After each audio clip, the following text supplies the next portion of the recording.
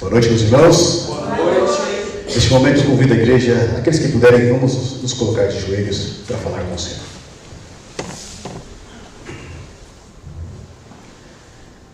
Pai querido, nós queremos te agradecer, Senhor, pelo privilégio de estarmos mais uma vez na tua casa de oração, aqui para ouvir a tua palavra. Amém. Obrigado, Senhor, pelo dia que o Senhor nos deste, pela tua proteção, pelo teu cuidado, pela tua graça e a tua misericórdia que o Senhor nos concedeu. Amém. Neste momento, abre o nosso coração para a tua palavra, conecta o nosso coração ao teu, em nome do Senhor Jesus te pedimos. Amém. Amém. Boa noite, meus queridos irmãos. Que bom que você está aqui para nós continuarmos a nossa semana de oração jovem, verdade sobre mim. E como você sabe, toda essa semana, quase toda essa semana, 90% dessa semana, os temas que nós estamos tratando aqui a cada dia estão na primeira carta de Pedro, no capítulo 2. Se você está com a sua Bíblia aí, em 1 Pedro, no capítulo 2. O texto dessa noite que nós iremos meditar vai do verso. E aí ele diz assim: antes fosse, eu estou tirando esse barranco aqui porque eu vou construir uma casa para um outro filho meu. Porque a casa que a gente tem hoje, os dois filhos não conseguem conviver embaixo do mesmo teto. Então eu vou construir uma outra casa aqui para o outro filho. E ele diz assim: e olha que eles são da igreja. E olha que eles são da igreja. Por esse testemunho nós percebemos por que esses 2 bilhões de cristãos não fazem tanto a diferença como deveriam fazer. No que nós temos aprendido até aqui, desde sábado, nós vimos que o cristão, ele precisa nascer de novo, nascer do Espírito, e não somente ser batizado nas águas. O cristão, ele precisa crescer em graça, mediante o estudo da palavra de Deus. E ontem nós vimos que o cristão, ele precisa ser uma pedra viva, que se conecta a outras pedras, para formar o edifício da casa de Deus. Hoje, nessa noite, nós vamos descobrir mais algumas verdades a respeito do cristão, agora nos versos 9 e 10 de 1 Pedro, capítulo 2. E lá está escrito assim: vós, porém, sois raça eleita, sacerdócio real, nação santa, povo de propriedade exclusiva de Deus, a fim de proclamardes as virtudes daquele que vos chamou das trevas para a sua maravilhosa luz. Vós sim, que antes não erais povo, mas agora sois povo de Deus, que não tinhais alcançado misericórdia, mas agora alcançastes misericórdia. Amém? Amém. Meus irmãos, que profundidade nessas palavras de Pedro. Porque ele diz que cada um de nós somos raça eleita, sacerdócio real, nação santa, povo de propriedade exclusiva de Deus. Olha quantos adjetivos Pedro ele coloca sobre cada um de nós. E nós só conseguimos entender a profundidade dessas palavras quando nós compreendemos um pouquinho o que significa ser sacerdote.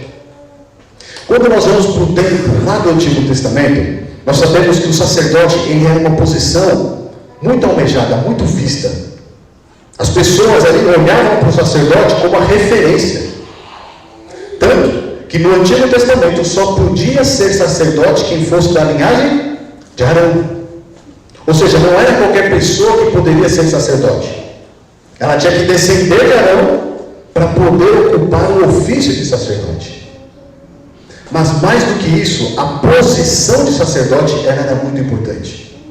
Porque o povo ele não tinha acesso direto a Deus. O acesso que o povo tinha a Deus era por meio do sacerdote. Então, se o pecador arrependido queria pedir perdão a Deus e dote, levar ali a sua oferta, fazer o seu sacrifício, e então iria fazer o sacrifício em nome do pecador, e depois ia interceder por esse pecador dentro do santuário. Mas o caminho do santuário, o caminho que levava até Deus, ele estava bloqueado para as pessoas. Somente o sacerdote tinha esse acesso. Somente o sacerdote poderia realizar o sacrifício. Ou seja, existia uma separação entre o povo e Deus. E quem estava nesse meio da separação, ligando Deus ao povo, era o sacerdote. Quando Pedro diz que cada um de nós agora somos sacerdotes, meus irmãos, é algo tremendo. Porque isso significa que, mediante ao sacrifício do nosso Senhor Jesus Cristo, agora temos acesso direto a Deus. Amém. Nós não precisamos de ninguém entre nós e Deus, a não ser Jesus Cristo. Nós não precisamos mais de homens entre nós e Deus. Porque pelo sacrifício de Cristo, esse caminho agora foi aberto. E nós temos livre acesso ao trono do Pai. Amém. No entanto, meus irmãos, se por um lado, como sacerdotes, nós agora estamos na presença de Deus, ser sacerdote no reino de Deus envolve também as suas responsabilidades. O sacerdote no tempo do Antigo Testamento, ele tinha basicamente 3 funções. A primeira, ele era mediador entre povo e Deus. Ele fazia os sacrifícios, ele fazia a expiação do sacrifício. O sacerdote também, ele era intercessor pelo povo de Deus. Depois do sacrifício consumado, ele ia até o primeiro compartimento do santuário, levando ali o incenso, e ali ele intercedia pelo pecador que estava lá fora. Ele intercedia para que Deus perdoasse os pecados. E uma terceira função do sacerdote é, ele ensinava a palavra de Deus para o povo. 3 pontos aqui, 3 funções que o sacerdote desempenhava. Ele era mediador, intercessor, e ele também era instrutor na palavra de Deus. Ele era um mestre na palavra de Deus. Ele tinha o dever de ensinar as pessoas no caminho do Senhor. Destas 3 funções que o sacerdote desempenhava no Antigo Testamento, uma caiu. Porque hoje não se faz mais necessário um mediador. O único mediador entre Deus e o homem é Jesus Cristo. Amém. Mas as outras 2 funções, elas permanecem em vigor. A de interceder e a de ensinar a palavra. E essas funções cabem a cada um de nós. Cada um de nós somos chamados para sermos cooperadores de Cristo no plano da redenção, agindo com intercessão por aquelas pessoas que ainda não fazem parte do reino de Deus, e ensinando a palavra para aqueles que precisam chegar ao conhecimento da vontade de Deus. Ser sacerdote no reino de Deus não é apenas estar próximo de Deus, ter livre acesso ao Senhor, mas é trabalhar na obra do Senhor. O sacerdote do Antigo Testamento, ele trabalhava, inclusive aos sábados, porque sempre ele tinha que estar ali, servindo na casa de Deus. Hoje não é diferente. Como sacerdotes, nós precisamos continuar servindo ao nosso Deus. E inclusive no sábado nós também servimos ao Senhor, principalmente no sábado. Mas o nosso dever, ele se estende por todos os outros dias da semana. Em alguma oportunidade nós temos que levar as pessoas até o Senhor.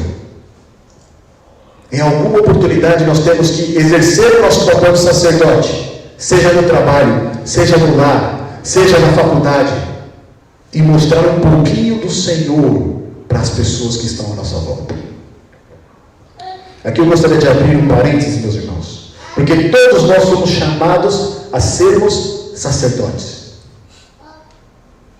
Mas existe um sacerdócio que precisa ser dado muita importância, que é o sacerdócio do lar. Os pais de família, os homens do lar, eles são chamados para ser sacerdotes nas suas casas e ensinar a sua família no caminho do Senhor, interceder pelos seus filhos, interceder pela sua família, exercer verdadeiramente uma função sacerdotal, cuidando da espiritualidade do lar. Esse é o dever de todo pai de família, zelar pela espiritualidade da sua família, dos seus filhos, da sua casa. Um dever que muitas vezes é negligenciado. Mas graças a Deus, as mães também ocupam a sua função. Mas o pai, ele tem esse dever de exercer a sua função como sacerdote do lar, cuidando do rebanho principal, que é a sua família. Aqui, meus irmãos, nós vemos que no contexto em que Pedro cita essas palavras, que nós somos sacerdócio real, ele está fazendo uma citação direta de Êxodo capítulo 19, dos versos 3 a 6. E quando nós olhamos lá em Êxodo capítulo 19, dos versos 3 a 6, onde essas palavras são proferidas pela primeira vez, quem diz essas palavras é o próprio Deus. O povo de Israel havia sido acabado de sair do Egito. Deus havia tirado eles do Egito, havia tirado eles do cativeiro, havia tirado eles daquela escravidão do pecado, a escravidão do trabalho. Agora eles são livres, eles são postos em liberdade. E é nesse contexto de libertação da escravidão que Deus, Ele próprio, profere essas palavras. Ele mesmo diz que este povo agora que está liberto é raça eleita, sacerdócio real, nação santa, povo de propriedade exclusiva de Deus. E quando nós olhamos o contexto em que essas palavras são ditas, meus irmãos, quem era o povo de Israel? Um povo miserável. O próprio Senhor vai dizer que Ele não escolheu eles porque eles eram os mais fortes, porque era a maior nação que existia naquela época, mas foi por misericórdia que Deus escolheu eles. Eles eram miseráveis, estavam escravizados numa terra de trevas, e ali Deus teve compaixão, misericórdia e libertou esse povo. Quando Pedro repete essas palavras agora no Novo Testamento, e agora aplicando essas palavras para a igreja, sabe o que ele está dizendo para nós? Vocês eram miseráveis, vocês viviam escravos do pecado, mas o Senhor teve misericórdia de vocês. Amém. Ele libertou vocês da escravidão do pecado. Ele tirou vocês das trevas. E onde vocês não eram nada, agora vocês são sacerdotes, são reis, é povo santo, propriedade particular de Deus. Amém. Meus irmãos, se essas palavras não te animam a fazer parte desse povo, eu não sei o que mais pode te animar. Porque não existe posição maior do que essa nessa terra. Fazer parte do povo de Deus, como sacerdote, como rei, como um povo santo. E aqui entra a parte que muitas vezes as pessoas passam por alto. Nós somos chamados para ser sacerdotes, mas Pedro continua dizendo que nós devemos ser também nação santa. E ser nação santa é um povo separado do mundo. É um povo dedicado, consagrado ao Senhor e à sua obra. Quando Deus liberta o povo do Egito, Ele não liberta o povo para continuar no pecado, para continuar nas suas antigas práticas, mas Ele liberta aquele povo agora para seguir os seus mandamentos, para obedecer a sua palavra, para ser de fato um povo que é propriedade particular dele. E o mesmo Ele requer de cada um de nós. Hoje o que nós mais temos, meus irmãos, é cristãos que querem pertencer a uma igreja, mas não querem ser santos. Ontem, na hora que eu cheguei da nossa reunião, minha esposa ela veio e me perguntou, falou assim: nossa, você viu como está aquela moça lá que era evangélica? Ela citou o nome da moça, uma moça conhecida. Eu falei: não estou sabendo, né? O que aconteceu com ela? Não, que ela foi lá no Rock in Rio, ela fez uma apresentação lá e cantaram um rap gospel. Eu falei: puxa vida,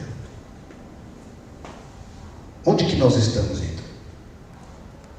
Ou seja, você está no meio de Sodoma e você está cantando uma música invocando o nome de Deus, um Deus que é santo, Um Deus que não tolera o pecado.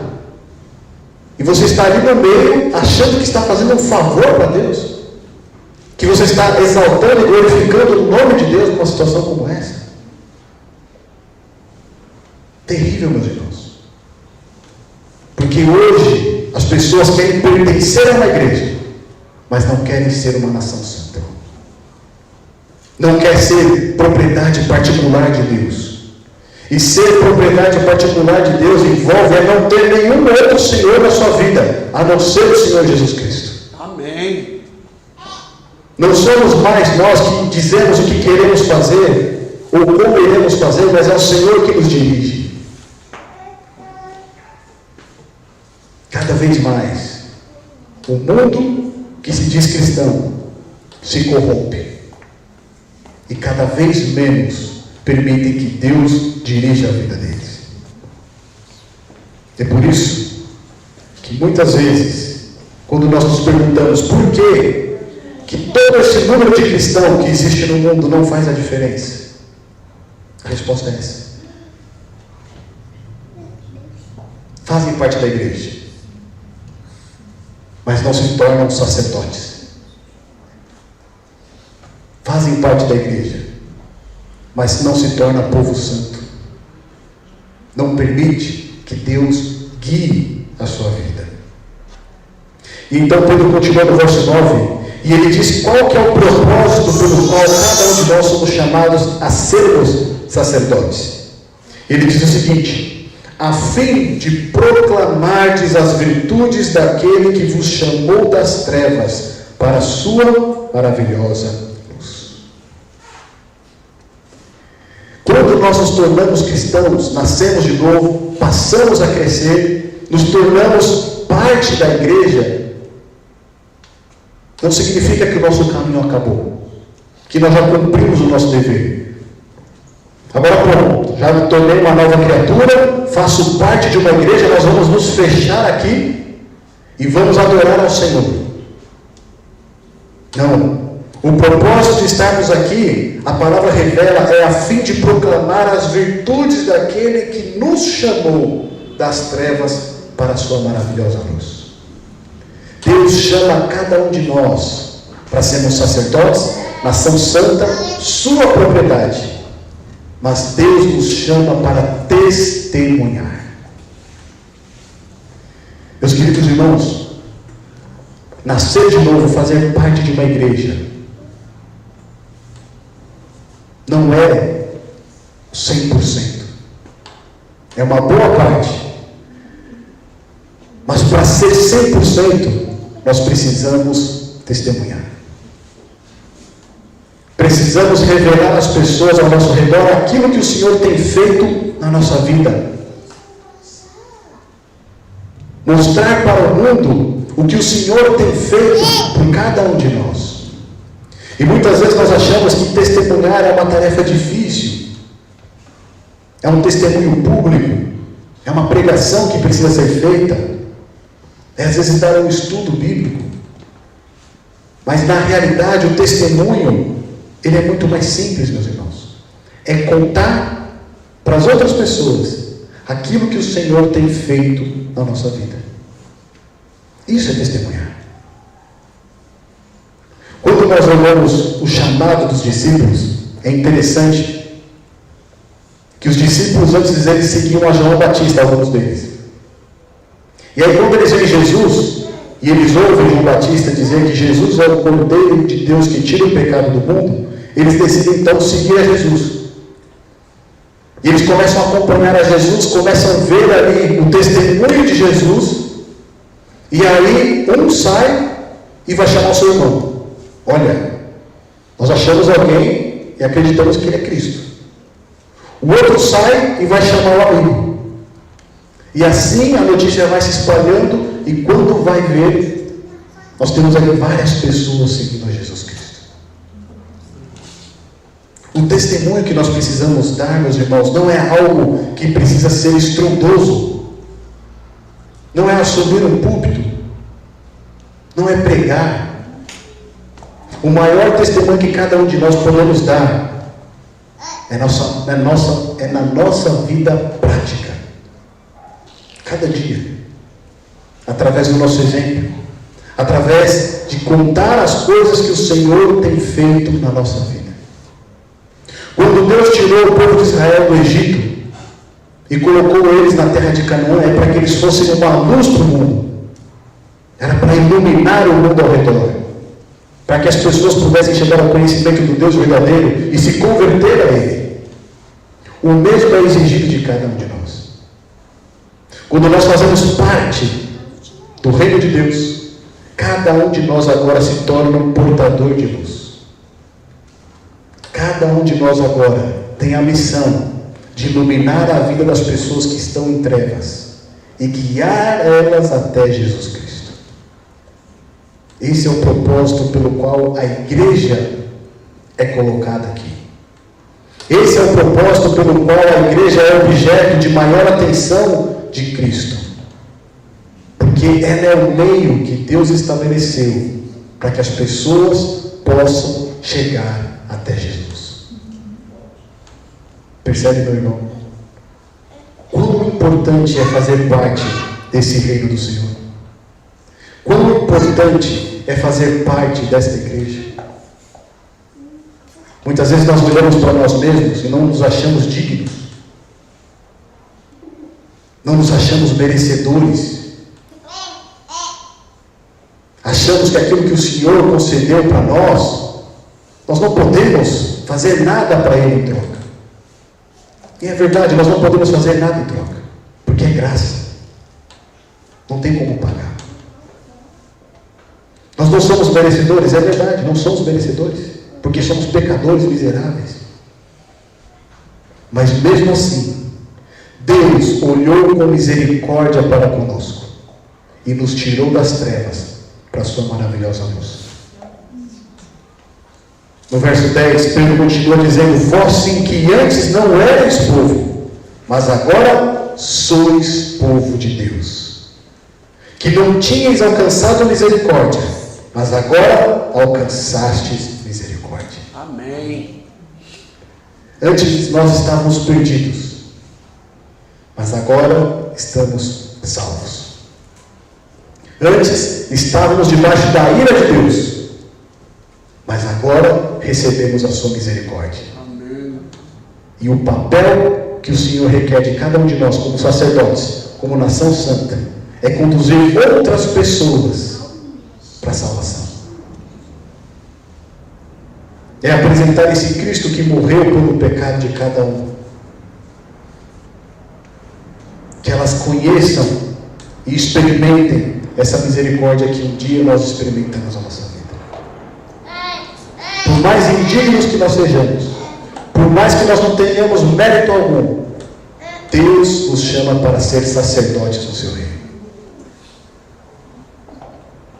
No Antigo Testamento, a Bíblia relata a situação do sumo sacerdote Josué, diante de Deus com as suas vestes impuras. Você pode imaginar isso? Um sacerdote com as suas vestes impuras. Quando o sacerdote deveria ser modelo, quando o sacerdote deveria ser aquele que é o exemplo. Mas a Bíblia relata o sumo sacerdote com suas vestes impuras, sujas. E ali Satanás acusando ele. Satanás levantando todas as acusações possíveis contra aquele sacerdote de Deus. E mesmo diante daquela situação, o anjo do Senhor, que representa o nosso Senhor Jesus Cristo, ele diz: o Senhor te repreenda. O Senhor te repreenda. Não é este um tição tirado do fogo? Então, Cristo tira as vestes sujas, coloca as vestes limpas nele, coloca um turbante limpo na cabeça dele, e naquele turbante tem uma tiara escrita: santidade ao Senhor. É isso que o Senhor faz com cada um de nós. Não importa quão sujo nós estejamos por conta do pecado, não importa o quanto nós tenhamos tropeçado e errado, Cristo hoje está disposto a tirar as nossas vestes sujas e colocar vestes limpas. Amém. Ele está disposto a colocar uma tiara na cabeça de cada um de nós, com a inscrição: santidade ao Senhor. Seja amém. Deus convida cada um de nós a sermos sacerdotes e reis no seu reino. Amém. Porque muito em breve nós iremos reinar com o nosso Senhor Jesus. Amém. Glória a Deus. Que Deus te abençoe nessa noite. Que Deus te proteja e te guarde. Amém.